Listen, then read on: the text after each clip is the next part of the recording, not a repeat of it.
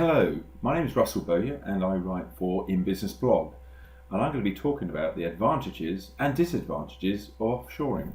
In this article, I'm going to be covering topics like what is offshoring, reasons for offshoring, the advantages of offshoring, and also the disadvantages. I'm going to be covering the differences between offshoring versus outsourcing. What services and production can offshoring be used for? Also, what to keep in mind with offshoring and factors to consider when selecting an offshore outsourcing company. So without further ado, let's start with the first subject, which is what is offshoring? Well, offshoring is the moving or relocating of one or more business operations from one country to another. As you know, there's many companies around the world that place their manufacturing offshore, and if you turn over most products that you buy these days, many times you'll see that it's actually made in China. Offshoring can also be outsourced, so it's not necessarily you offshoring and setting up your own factory or your own offices. You can offshore to a company based overseas. And one of the main reasons people do this is for cost saving.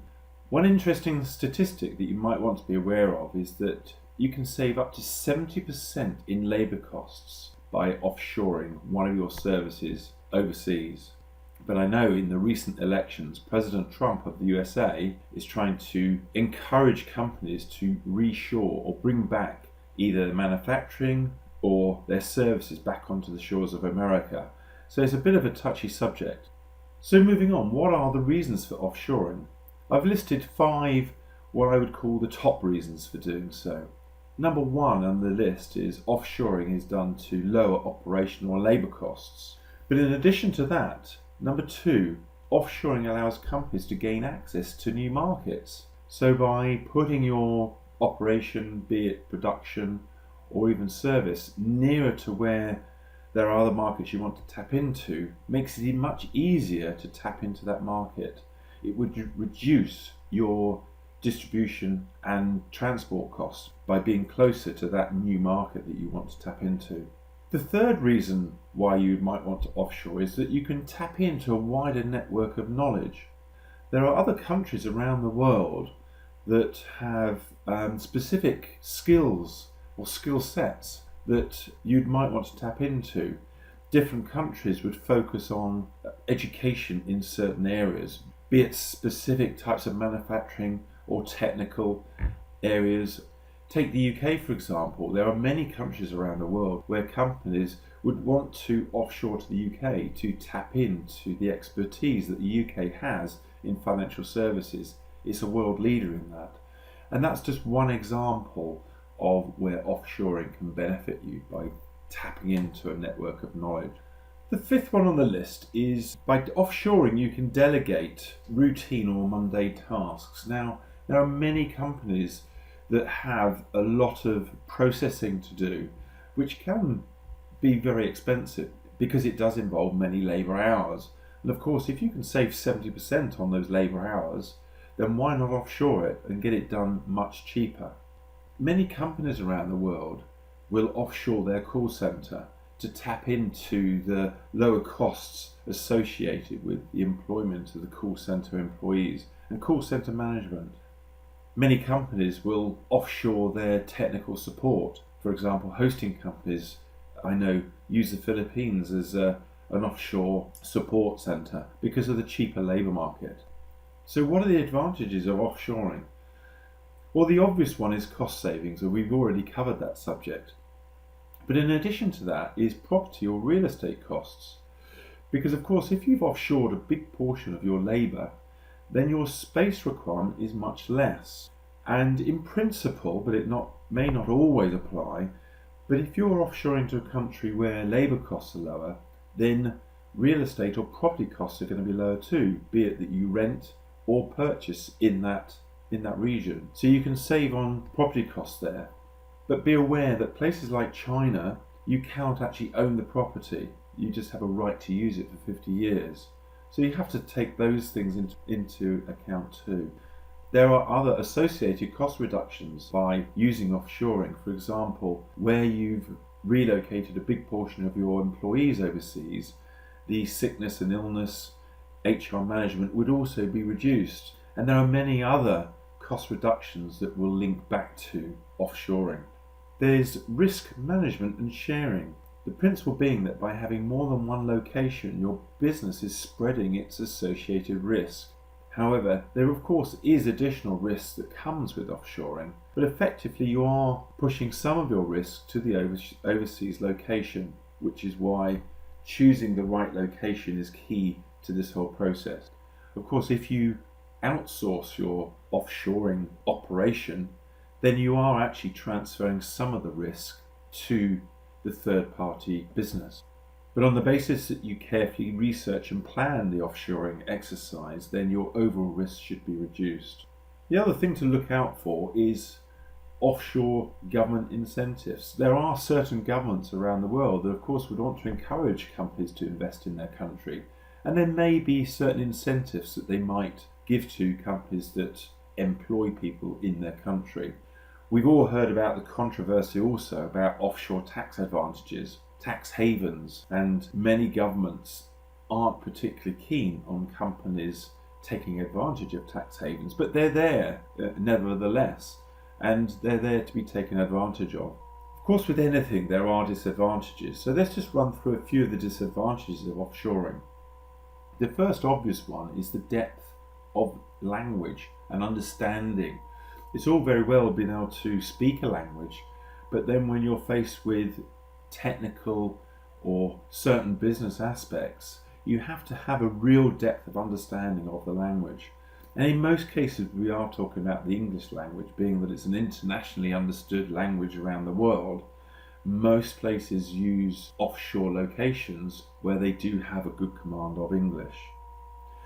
But moving on to the next point is not just about being able to speak English and have a good depth of understanding, it's an accent. I know for sure, living in the UK, even understanding people from other areas in the UK, you sometimes struggle to understand what they're saying if they've got a particularly strong accent from their region, and vice versa of course. And it may be that the customers in your country may struggle to understand the people that are perhaps providing a call centre support because of their particular accent, and vice versa. They may struggle to understand you. You may talk too fast, for example, for them. There are other cultural and social barriers. Every country has their particular cultural or social practices, and these have to be planned and catered for to accommodate so that you can get around these when you're working between two countries. There are also different communication styles, which can have an effect within your own country because different areas, they talk differently. Some people might be more direct than others, some might be a bit more flamboyant. So when you're working between two different countries, for example the US, in certain areas they have a very straightforward way of talking, and if you speak to someone in the Philippines they're much more softly spoken, and you can run into some difficulties with this type of potential clash, if you like. The other obvious example of a disadvantage, or challenge more so, is time zone differences, particularly if you're relocating your service or production to many time zones away from your own. And this could add a layer of cost because, of course, if you want to be able to communicate at all times of the day, you're going to have different shifts within that time zone or within your own country to make sure there's always someone there to talk between the two different time zones. We have already touched on this about security and risk. Of course, by having a different location with running computers and telephone networks across the two areas, this does create a security risk. So you would have to make sure that you have good IT networking protocol in place to make sure that you achieve the lowest security risk as possible. Another disadvantage or risk is loss of intellectual property. By relocating, for example, your manufacturing over to an offshore site, there is always the risk that your product could be plagiarized within that country. And of course, as we all know, legal fees are very expensive just working with your own country, but when you're talking about trying to work across different countries or continents, your legal fees could be very, very expensive to challenge an intellectual property situation.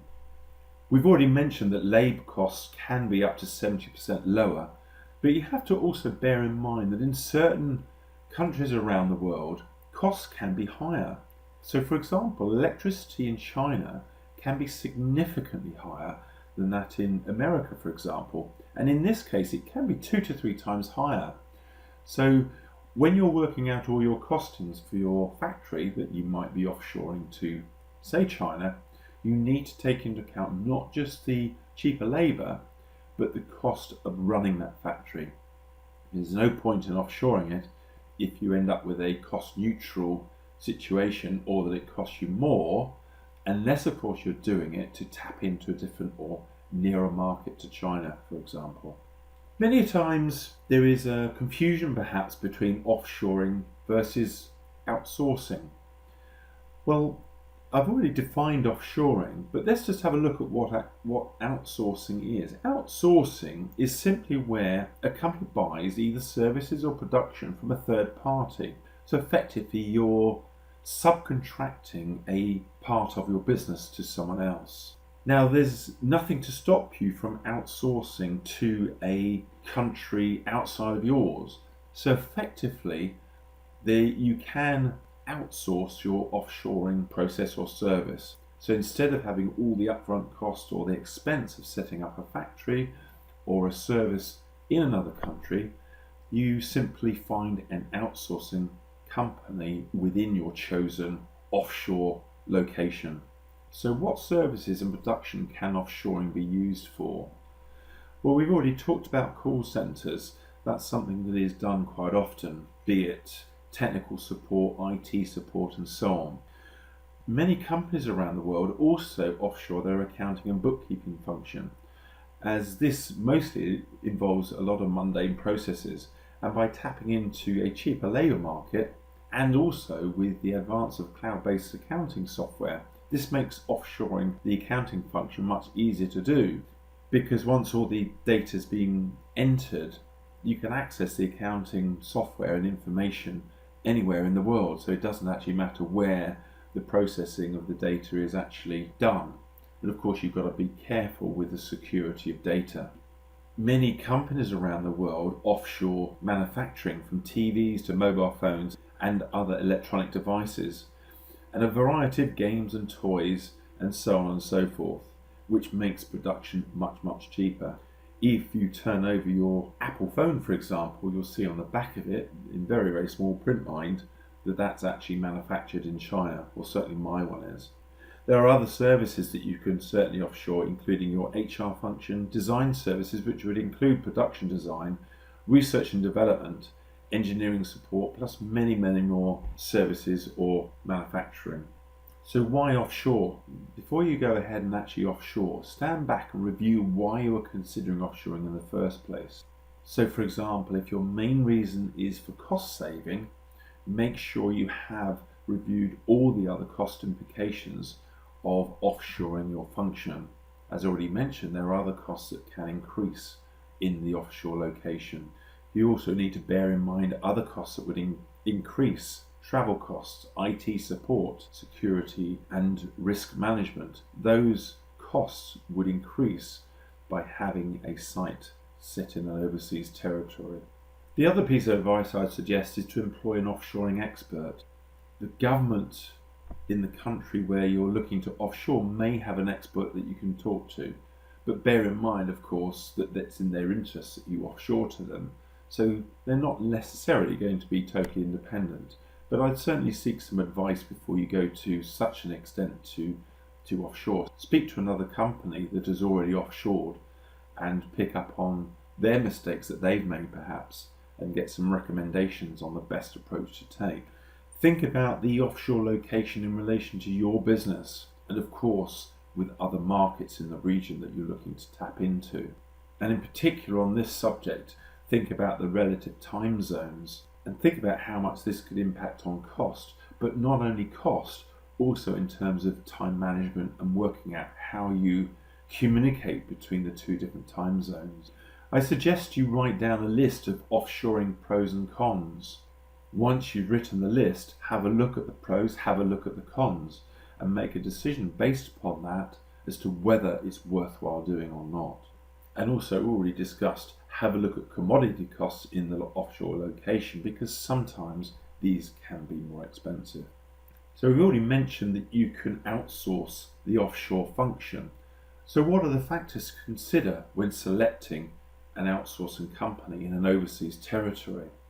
And number one would be pricing, because in most cases the reason for offshoring is associated with cost. But don't look at pricing in isolation, because you also want to look at the quality of manufacture, for example, or the quality of customer service in that location. Another factor to consider is available skills and knowledge. This may be specific to you if you've got a particular skill set requirement. Make sure that the country that you're looking to offshore in has that skill that you're looking for. If they don't, then you may need to consider another offshore location. As already mentioned, you need to make sure you look at the quality of service and production, because you do not want to be in a situation whereby the associated costs of a lackluster product or bad interactions with a call centre cost you custom, and the costs associated with that outweighs the cost savings that you've made by offshoring. Quality of the management team. Of course, if you're outsourcing your offshore service or production, you need to make sure that the management team know what they're doing. I'd also say make sure that you have a watertight service level agreement, or SLA.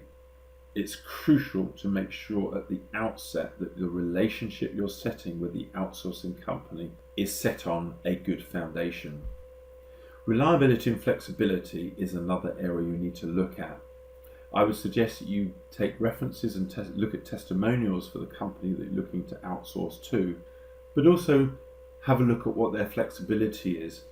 Be this to increase production if you're looking to outsource your manufacturing facility, or how flexible are they if you have a seasonal variation, for example, in your manufacturing process. Communication. Two-way communication is vital for any good working relationship.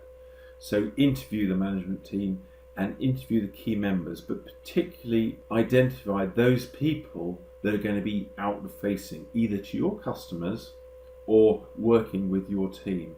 They need to have a good command of the common language, be it English or whatever other language it is, between the two locations. I'd also like to suggest that credit checking the company that you're talking about outsourcing to will be a good process to undertake. You want to make sure the company is stable. Has it been around for a number of years?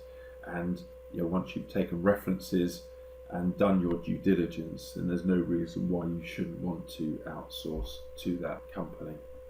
Finally, on this article at the bottom, if you want to download a PDF, I do have a PDF. And of course, if you've enjoyed listening to this transcript of this article, or you've read it and looked to the bottom, please feel free to share it on your favourite social media site. Well, this has been Russell Bowyer talking about the advantages and disadvantages of offshoring for In Business Blog. Thank you very much for listening, and bye for now.